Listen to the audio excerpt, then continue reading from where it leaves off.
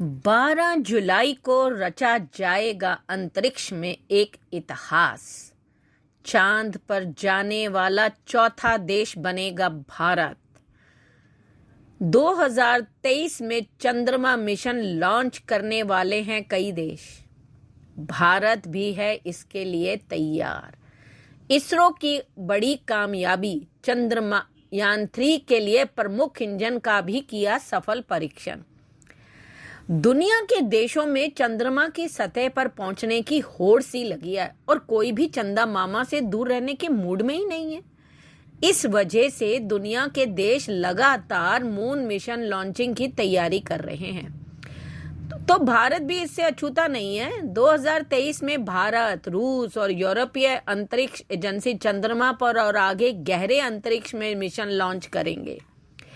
अन्य देशों के ये मिशन भी नासा के आर्टेमिस 1 मिशन की तरह ही चंद्रमा पर पहुंचने की कवायद में हैं। दरअसल हाल ही में आर्टेमिस 1 मिशन ने इंसान को चंद्रमा की सतह पर पहुंचाने वाले अंतरिक्ष यान का इस्तेमाल कर एक चंद्र कक्षा यानी लूनर ऑर्बिट बनाई है। खगोल विज्ञान में चंद्र कक्षा चंद्रमा के चारों ओर एक वस्तु की कक्षा है जिस पर वह घूमती या परिक्रमा करती है।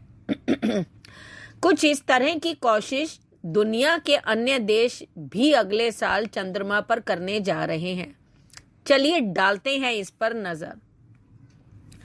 मून मिशन कौन लॉन्च कर रहा है? भारत जुलाई 2023 में चंद्रयान-3 को मिशन को चंद्रमा पर लॉन्च करने की योजना बना रहा है। ये यान चंद्रमा की सतह के बारे में जानने के लिए एक लैंडिंग मॉड्यूल और रोबोटिक रोवर लेके उड़ान भरेगा। भारत पहली बार 2008 में चंद्रयान-1 के साथ चांद पर पहुंचा था। उधर रूस जुलाई 2023 में अपना लूना 25 मिशन को लॉन्च करने की योजना बना रहा है, परंतु सुनने में ये आया है कि अभी उसे कुछ टाइम के लिए रोक दिया गया है। शायद कुछ और एक्सपेरिमेंट करने बाकी हैं। ये उसके दक्षिण ध्रुवीय क्षेत्र में नमूने एकत्र करने के लिए ही चंद्रमा पर भेजा जा रहा था। दरअसल ये चंद्रमा का सबसे दक्षिणी बिंदु है, साउथ पॉइंट है। इसके चारों ओर स्थायी तौर पर छाया वाले भाग में पानी की मौजूदगी है। इसी वजह से ही दुनिया भर के वैज्ञानिकों की इसमें खासी दिलचस्पी है। उधर स्पेसएक्स 2023 के आखिर में जापानी अरबपति युसाकु मेजवा और 8 अन्य यात्रियों को चंद्रमा के चारों ओर डियर मून वॉयज यानी सफर पर ले जाने की योजना बनाई है। इस सफर का पूरा खर्चा अरबपति युसाकु उठा रहे हैं। उसके 8 यात्रियों में भारत से बालवीर टीवी धारावाहिक में काम करने वाले अभिनेता देव जोशी भी शामिल हैं। यह स्पेसएक्स के स्टारशिप कैरियर के लिए पहला मिशन होगा। यह स्टारशिप 100 लोगों को अंतरिक्ष में ले जाने की काबिलियत रखता है। संयुक्त राज्य अमेरिका की अंतरिक्ष एजेंसी नासा ने 2024 में अपना अगला चंद्रमा मिशन लॉन्च करने की योजना बनाई है। इसे आर्टेमिस 2 कहा जाता है। यह अंतरिक्ष यात्रियों को चंद्रमा की परिक्रमा करने के लिए ले जाएगा। अमेरिकी एजेंसी 2025 या 26 में आर्टेमिस 3 मिशन भी शुरू करने वाली है। भाई हद हो गई। चांद पर पहुंचने की होड़, जिसमें पहले शख्स के तौर पर पहली बार एक अश्वेत महिला को चंद्रमा पर उतारा जाएगा।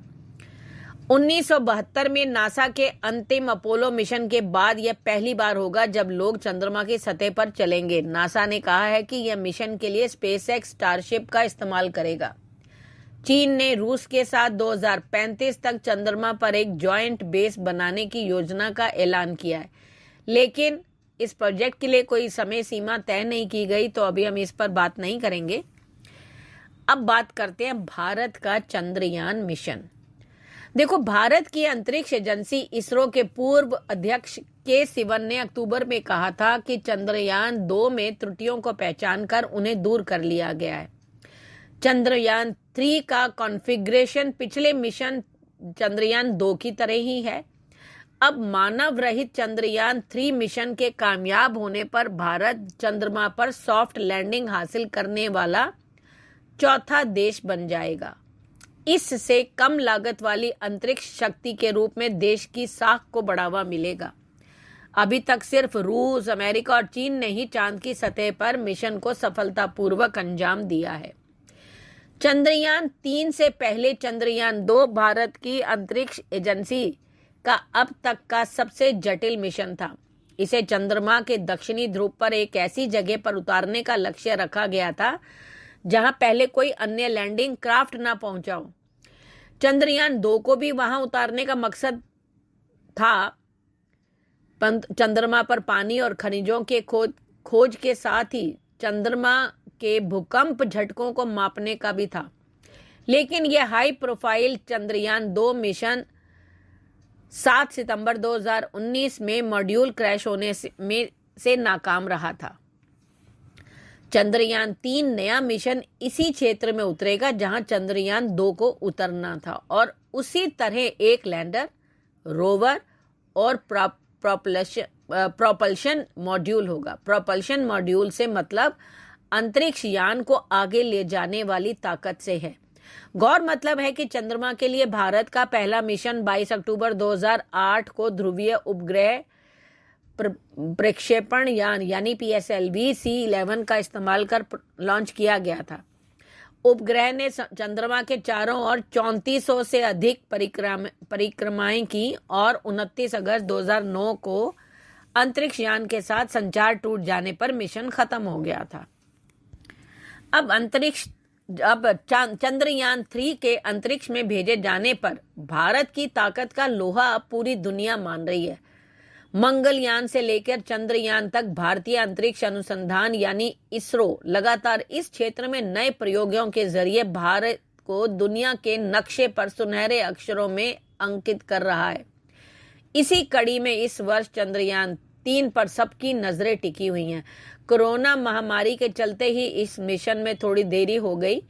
हालांकि अब तक चंद्रयान 3 की लॉन्चिंग डेट भी सामने आई रही है। इसरो की माने तो इस बहुप्रतीक्षित चंद्रयान को जुलाई के महीने में 12 तारीख को लॉन्च कर दिया जाएगा। अब इसके लिए तैयारी भी क्या चल रही है वो भी जानना जरूरी है। देखो, मिली जानकारी के मुताबिक यान के पेलोड्स की असेंबलिंग का काम चल रहा है। यही वजह है कि इसके आधार पे ये कहा जा रहा है कि जुलाई के महीने में इसे लॉन्च कर दिया जाएगा। हालांकि मौसम का साफ होना बहुत जरूरी है। मौसम ठीक नहीं हुआ तो इसमें और देरी हो सकती है। बता दें, जुलाई के महीने में मानसून अपनी पीक पर होता है।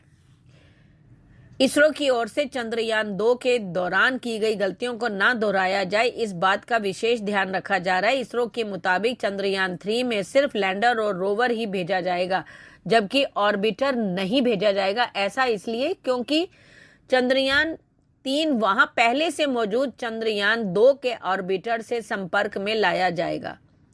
इस बार इसरो ने चंद्रयान 3 की लैंडिंग टेक्निक को कुछ इसी तरह विकसित किया है। इसरो ने बीते वर्ष 2022 में ही उल्लार्थी कवालू में चंद्रमा के नकली गड्ढों को निर्मित किए गए थे। इन्हीं गड्ढों से में लैंडर और रोवर को लेकर टेस्टिंग भी की गई थी। ये टेस्टिंग काफी हद तक सफल रही थी। बताया जा रहा है कि इस लैंडर और रोवर के सेंसर्स की जांच भी कर ली गई है ताकि संपर्क को लेकर ज्यादा दिक्कत ना हो।